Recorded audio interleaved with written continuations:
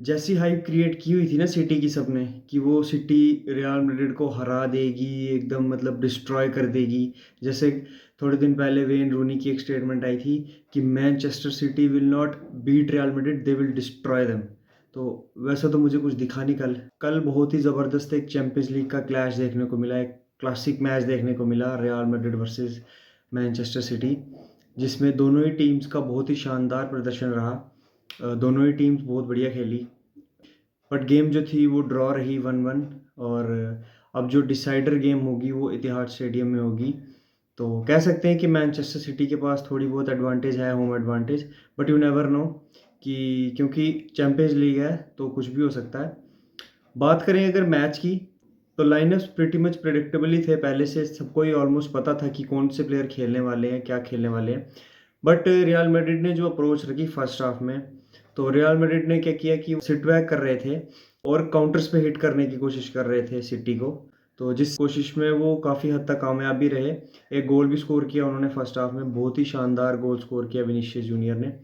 और I think Vinicius junior से इस टाइम बढ़िया विंगर तो मुझे नहीं लगता वर्ल्ड फुटबॉल में कोई है। क्योंकि आप देखो, काइल वॉकर जो इतना पेसी है, इतना स्ट्रांग है, इतना डिफेंसिवली इतना मतलब स्ट्रांग है, उसको उसने एकदम नचा दिया। कह सकते हैं कि वो जो बैटल थी विनीशियस वर्सेस काइल वॉकर की, तो वो विनीशियस इजीली जीत गया। और अगर रियल मैड्रिड के डिफेंस की बात करें, तो रियल मैड्रिड के जो डिफेंडर्स हैं ना, भले ही इतने डिफेंसिवली 1v1 में इतने स्ट्रांग नहीं होंगे, बट इतने डिसिप्लिन्ड है ना। चाहे वो उनके जो मिडफील्डर्स हैं, चाहे डिफेंडर्स हैं, इतने डिसिप्लिन्ड है कि वो अपनी पोजीशन नहीं छोड़ते। जो पासिंग लेन्स हैं सिटी की, जो अर्लिंग हालैंड के लिए या उनके विंगर्स के लिए, वो एकदम ब्लॉक करके रखी थी उन्होंने, जिस वजह से सिटी अटैक कर ही नहीं पाई फर्स्ट हाफ में। तो अब देखो सिटी के जो मैचेस होते हैं, सिटी क्या करती है, जो लो ब्लॉक टीम्स होती है ना, उनको स्पेशली सिटी ना उनको खोल के रख देती है और उनको स्कोर करना उनके लिए ना काफ़ी इजी रहता है। क्योंकि लो ब्लॉक टीम्स को खोलना सिटी का जो प्लेइंग स्टाइल है उसके लिए वो बहुत ही बेटर है। बट रियल मैड्रिड के प्लेयर्स इतने मतलब डिसिप्लिन्ड थे ना कि बिल्कुल टाइट स्पेसेस रखी उन्होंने, बिल्कुल स्पेस दी नहीं सिटी के प्लेयर्स को, जिस वजह से सिटी फर्स्ट हाफ में तो बिल्कुल मतलब गोल स्कोर कर ही नहीं पाई। तो वही उसी के चलते वो शॉट्स लेने लगे आउटसाइड द बॉक्स, तो जिसका कोई मतलब था नहीं, जिस वजह से उन्हें एक जो पोजीशन लूज़ किया। तो कामाविंगा का एक शानदार रन और विनीशियस ने गोल किया। कामाविंगा मेरे लिए मैन ऑफ द मैच था, हालांकि डे ब्रुयने को दिया, ठीक था, वो भी अच्छा था। बट अगर देखा जाए तो ओवरऑल कामाविंगा ही डिजर्व करता था। और अगर सिटी की बात करें तो सिटी का, आप आर्सेनल वाली गेम देखो, आर्सेनल वाली गेम में वो बॉल रखने दे रहे थे आर्सेनल को और आर्सेनल को काउंटर पे हिट कर रहे थे, अटैक करने आगे आ रही थी, तो पीछे स्पेसेस क्रिएट हो रही थी, जिस वजह से सिटी एडवांटेज ले रही थी उनकी और गोल स्कोर कर रही थी। मैनचेस्टर सिटी को फर्स्ट हाफ में वही अप्रोच रखनी थी, बट बॉल रखी उन्होंने खुद, जिस वजह से वो गोल करना उनके लिए बहुत मतलब मुश्किल हो गया फर्स्ट हाफ में। तो वहीं अगर सेकंड हाफ की बात करें तो फिर रियल मैड्रिड ने बॉल रखी। अब वो सिटी ने खुद रखने दी या रियल मैड्रिड की खुद की वो टैक्टिक था, वो नहीं पता। बट ये रियल मैड्रिड ने बॉल रखी सेकंड हाफ में और बहुत इजीली मतलब अटैक कर रहे थे। बट मैनचेस्टर सिटी डिफेंसिवली इतनी स्ट्रांग है ना कि उन्होंने मतलब बिल्कुल भी स्पेसेस दी नहीं रियल मैड्रिड को भी, और गोल कंसीड तो कर किया ही नहीं। वही रियल मैड्रिड, फिर चुआमेनी की एक shot I outside the box, काफ़ी अच्छी शॉट थी वो, लग रहा था कि शायद गोल हो जाएगा बट नहीं हुआ। तो उसी के चलते जब थोड़ी स्पेस मिली ना मैनचेस्टर सिटी को, तो मैनचेस्टर सिटी ने गोल स्कोर किया। और डे ब्रुयने ने क्या वो रॉकेट लॉन्चर मारा है, मुझे तो दिखी नहीं शॉट, जब उसने मारी ना बॉल तो मुझे नज़र ही नहीं आई। तो आई थिंक कोटो को भी नहीं नज़र आई होगी, जितनी वो पावरफुल शॉट थी और मतलब ऐसे राइज करते हुए गई बॉल, तो वो रोकना तो बिल्कुल एकदम नामुमकिन था, इतनी पावरफुल शॉट थी। और उसके बाद डे ब्रुयना मतलब थोड़ा इमोशनल हो गया। रेफरी की बात करें अगर, तो फर्स्ट हाफ में कारवाहाल को एक कार्ड तो चलो, एटलीस्ट एक येलो कार्ड तो बनता था। बट रेड कार्ड कह रहे थे कि रेड कार्ड तो नहीं बनता था, क्योंकि जो उसने फाउल्स किए वो मतलब केयरलेस फाउल्स थे, बट काफ़ी मतलब अपने बॉक्स से काफ़ी दूर थे, तो उस पर कार्ड देना मतलब दे नहीं दे वो फिर रेफरी का डिसीजन है। बट एटलीस्ट एक येलो दे देना चाहिए था, उस चीज़ से मैं भी एग्री करता हूँ। बट वहीं अगर आप सेकंड हाफ में देखो तो रॉड्री को, बर्नार्डो सिल्वा को, उसको भी कार्ड नहीं दिए। तो फिर आप ये नहीं कह सकते कि रेफरी जो था वो बायस था या मैड्रिड के साथ खेल रहा था, ऐसा कुछ नहीं था। रेफरी गधा ही था कोई। और जो गोल किया डे ब्रुयने ने, वो अटैक जो बना था उससे जस्ट थोड़ा पहले बर्नार्डो सिल्वा से वो बॉल बाहर हो चुकी थी, वो बॉल लाइन से बाहर थी, तो वो प्ले ऑन किया रेफरी ने, जिसके चलते वो गोल हुआ उसके बाद।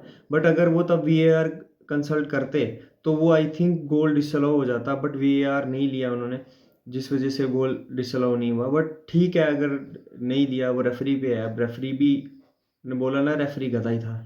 अब अगर प्लेयर्स की बात करें, Vinicius junior was top class. जो मैनचेस्टर सिटी का इकलौता प्लेयर था ना जो मतलब रियल मैड्रिड के लिए प्रॉब्लम्स कॉज कर रहा था, और उसने की भी, वो था केविन डे ब्रुयना, जो मतलब बहुत ही ज़बरदस्त खेला वो, और वो हर मैच में खेलता है। अब अगर आप मैनचेस्टर सिटी की टीम से डे ब्रुयना निकाल दो ना, तो मैनचेस्टर सिटी एकदम टूथलेस लगेगी।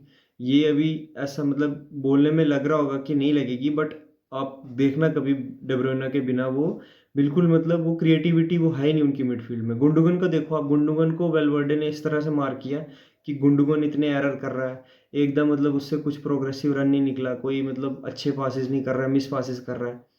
और रॉड्री, जो मतलब कह रहे हैं कि इस टाइम वर्ल्ड का बेस्ट डीएम है, कैमाविंगा ने नचा दिया उसको।